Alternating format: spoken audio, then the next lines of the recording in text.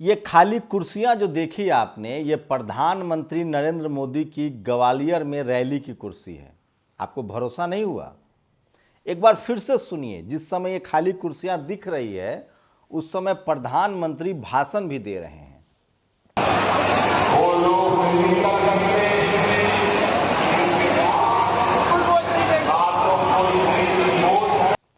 ये सबसे ज्यादा सोशल मीडिया पर वायरल है। वहीं दूसरी तरफ आज छत्तीसगढ़ में उन्होंने भाषण में कहा कि मैं किसी जाति पाति को नहीं मानता हूं, ये कांग्रेस का काम है, मैं सिर्फ गरीबों को जानता हूं।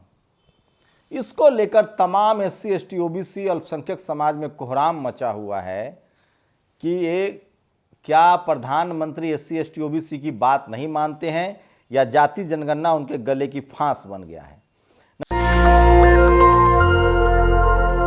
नमस्कार, मैं शंभू कुमार सिंह और आप देख रहे हैं नेशनल दस्तक।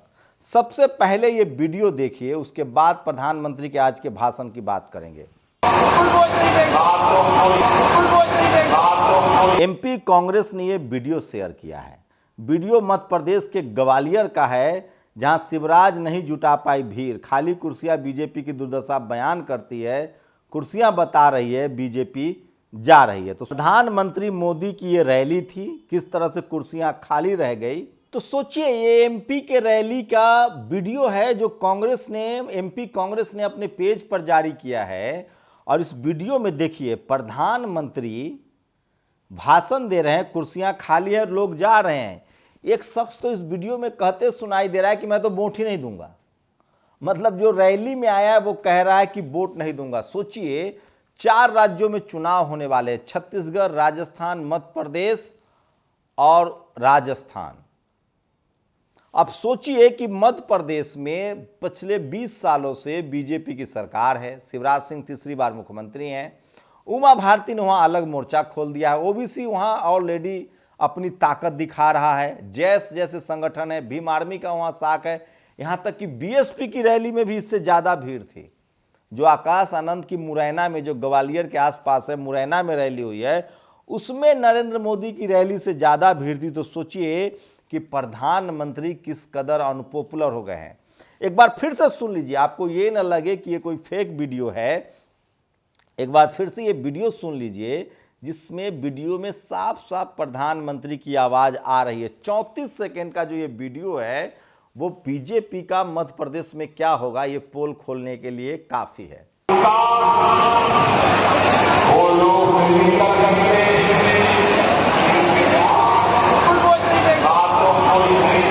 तो सोचिए, प्रधानमंत्री की रैली कोई मामूली रैली नहीं होती है। पूरा सरकारी अमला लगाया जाता है, कुर्सियां लगाई जाती है, पंडाल बनाया जाता है, कुर्सियां सजाई जाती है, उसके बाद भी भीड़ नहीं जुट रही है। क्या ये चिंता का सबब है? क्या प्रधानमंत्री नरेंद्र मोदी इसी वजह से परेशान हैं? एक तो पहले इंडिया गठबंधन बना था, 28 दलों का गठबंधन है। मीडिया के लाख कोशिशों के बाद तमाम इंडी गठबंधन कहा गया, इनको घमंडिया गठबंधन कहा गया, लेकिन अब तक कोई ठोस खबर निकल कर नहीं आई है कि ये गठबंधन टूट गया है या इसमें टूट फूट हो गई है। दूसरी तरफ सोचिए किस तरह से बिहार सरकार ने जो जाति जनगणना की है उसने प्रधानमंत्री को और बौखला दिया है।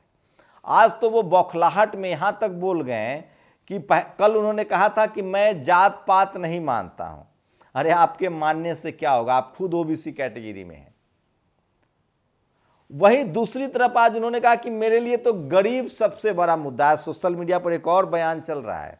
सोचिए, प्रधानमंत्री ने किस तरह से सरेआम एक झूठ बोला था कि भारत का प्रधानमंत्री मनमोहन सिंह कहते हैं कि संसाधनों पर पहला हक मुसलमानों का है, जबकि ये सच नहीं है। उन्होंने कहा था मनमोहन सिंह, वो वीडियो अब सोशल मीडिया पर आज वायरल हो रहा है, सुप्रिया श्रीनेत और तमाम लोगों ने शेयर किया है। तब उस समय के प्रधानमंत्री मनमोहन सिंह ने कहा था कि मेरी पुख्ता राय है, मजबूत राय है कि इस देश में SC, schedule caste, schedule tribe, other backward classes, मतलब दलित, पिछड़े, आदिवासी, अल्पसंख्यकों और खासकर मुसलमानों को भी संसाधनों में भागीदारी देना जरूरी है, तभी ये मुल्क मजबूत होगा।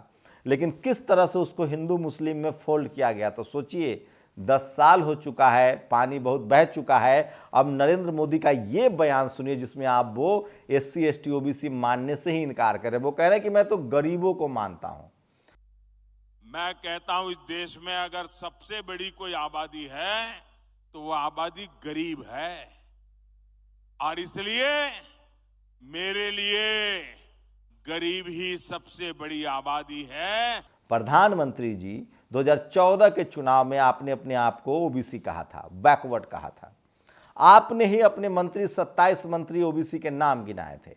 आपने ही कहा कि राष्ट्रपति दलित समाज से दिया। आपने ही कहा था कि हमने राष्ट्रपति महिला ट्राइबल समाज से दिया। अब जबकि बिहार की जनगणना साफ हो गई है, तमाम पार्टियों पर आरोप लग रहा है कि अगर सवर्ण समाज, खासकर ब्राह्मण समाज, राजपूत समाज, अपर कास्ट समाज, अगर मुसलमानों को निकाल दिया जाए तो वो 10% ही हैं, तो आप तो गरीबी रेखा पर 10% रिजर्वेशन दे चुके हैं। आपने गरीबी के आधार पर तो रिप्रेजेंटेशन दे ही दिया है। दरअसल जाति जनगणना का मुद्दा बीजेपी के लिए पेंच बन गया है और उनकी रैलियों में अब भीड़ नहीं जुट रही है। वहीं एक तो विपक्षी दलों का गठबंधन, सांसें फूल रही है। आनन फानन में उन सोशल मीडिया के पत्रकारों पर पुलिस की छापेमारी हो रही है, उसको लेकर भी एक परसेप्शन बन गया। आजकल क्या परसेप्शन बन गया है कि अगर कोई करप्ट आदमी भी हो और उनके पास इनकम टैक्स ईडी चला जाए तो लोगों को लगता है कि वो आदमी ईमानदार होगा। सरकार परेशान कर रही है। अभी भारत की जनता परसेप्शन बन गया, उसी को भ्रष्ट कहती है जो देश छोड़ के भाग जाए।